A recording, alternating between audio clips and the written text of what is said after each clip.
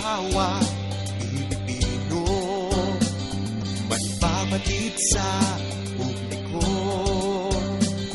Buwis na binabayaran, lahat tayo'y makikinabang. Programa ng gobyerno dapat malaman para sa ating lipunan.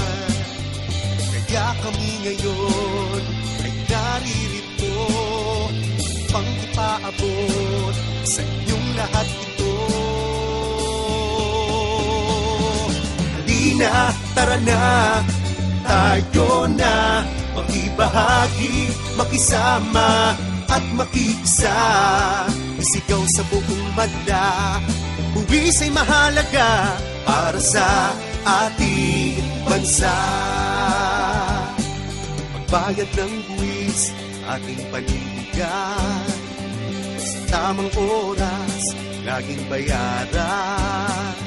Magbayad ng tapat, buwis kapang yaman, ito ay para sa lahat. Tungkulin ng bawat Pilipino ang paghingi ng resibo. Maraming buwis, maraming proyekto, ganap na mabilis ang pag-asenso.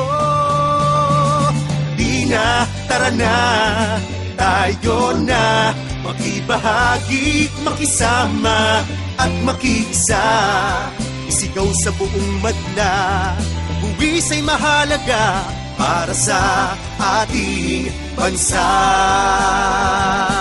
Kapayapaan, kaayusan, edukasyon at infrastruktura, lahat ng ito ay mapapaganda, aangat ang ating ekonomiya.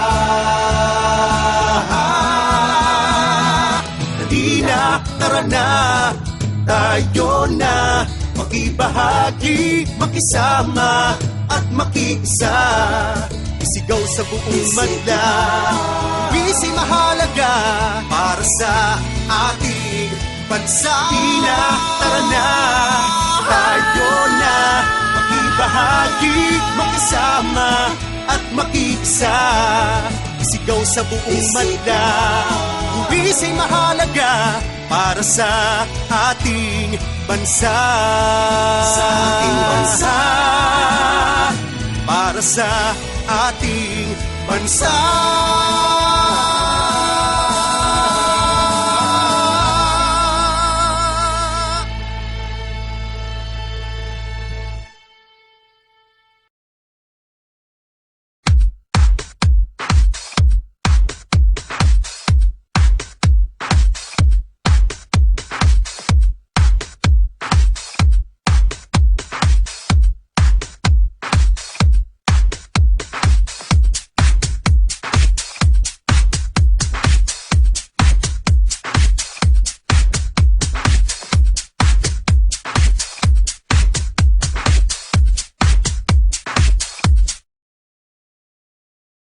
Naniniwala ako na ang serbisyo ay dapat mabilis at diretso sa tao. Ako si Ramon Guico. Ginhawa mo, gets ko, agad!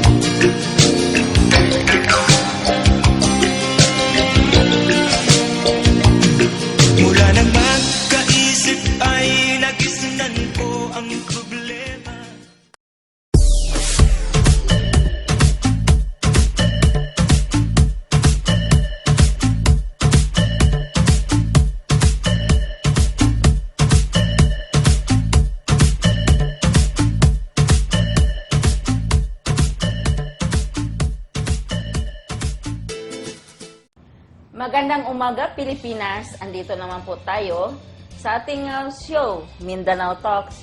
At sa buong kapuluan, magandang umaga. At siyempre, itong inyong lingkod, Nining Tiwana, at kasama ko ang aking partner na si Boy. Good morning sa iyo. Good morning din sa inyo lahat.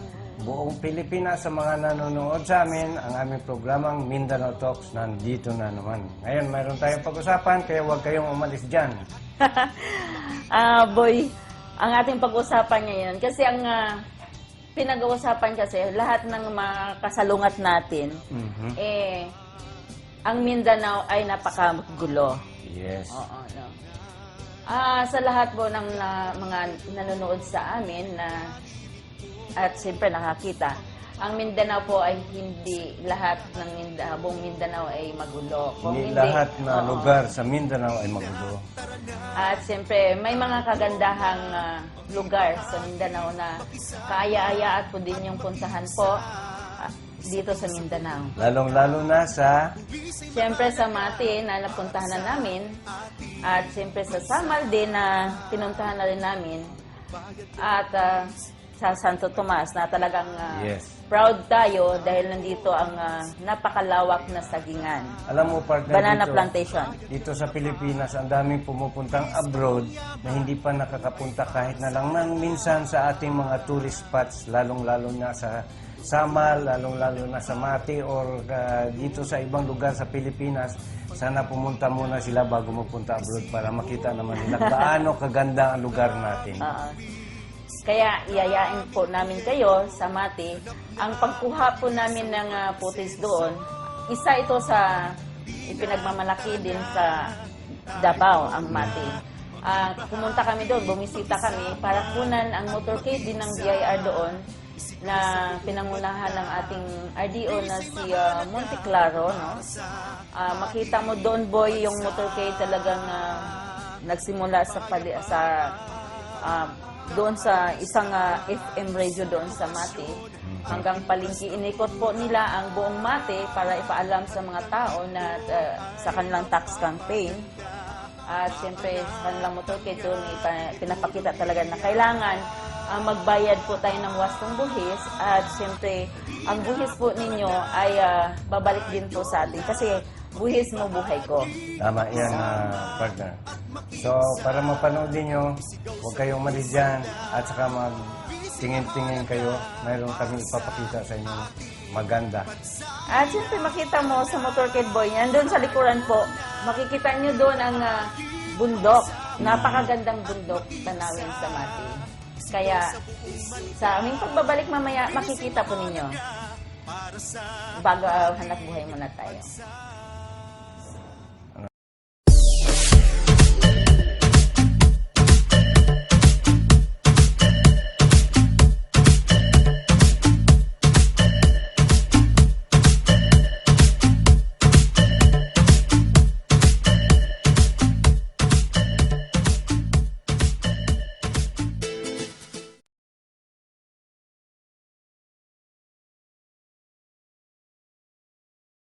Ako si Ramon Guico, Pangulo ng League of Municipalities of the Philippines at punong bayan ng Binaluran, Pangasinan.